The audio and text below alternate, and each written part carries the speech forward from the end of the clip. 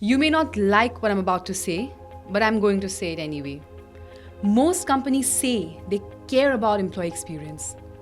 But if you ask their employees how work feels day to day, they'll say, not bad, but not great either. But such response doesn't really inspire performance.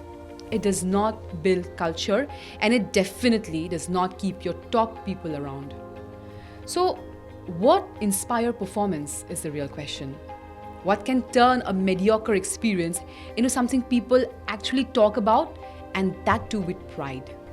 One word: employee experience.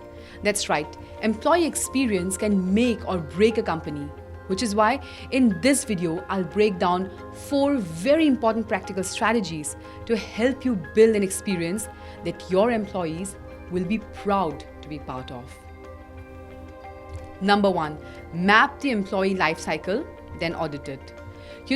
Every great employee experience starts with one thing: understanding the full journey your employees go through. So, start by mapping the employee lifecycle. From the first interaction, during recruitment, through onboarding, development, all the way to offboarding.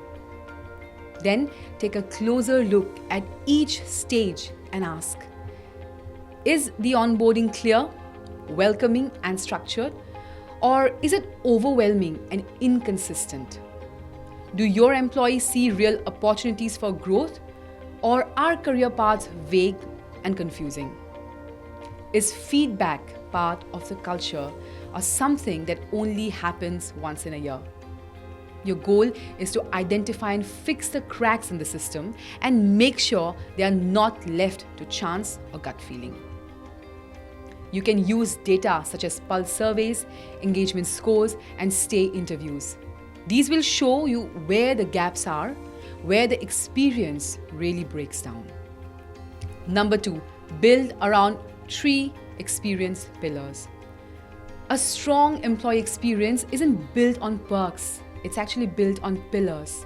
There are 3 pillars you need to get right, and that's clarity, connection, and control. Let's start with clarity. Now, do your employees know what's expected of them? Are their growth clear? Can they see a clear path to growth? Then comes connection. Do they feel recognized, included, like they actually belong? And finally, control. Do they have autonomy? Can they access the tools and support they need without jumping hoops? You see, each of these pillars needs more than good intention. It actually needs action. You create connection with recognition that is consistent and peer-to-peer driven. You drive clarity with transparent, clear paths and clear performance goals. And at last, you deliver control through smart, self-serve HR tech that makes things simple, not stressful. Step 3, make recognition and feedback part of the system. Recognition and feedback shouldn't be side projects. They should be built into how your company runs every single day. When it comes to recognition, it shouldn't wait for the end of the quarter. It should happen in the very moment. For instance, after a project wraps or after a lead conversion. It should happen right there. Step 4, start by training managers to call it out when it counts and make it easy for peers to do the same.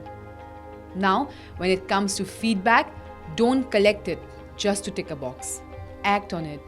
Use a quick pulse surveys to listen regularly. Let employees know what's happening with their feedback, because when people feel heard and see a response, they trust the system. They trust you. And that's when the experience really sticks.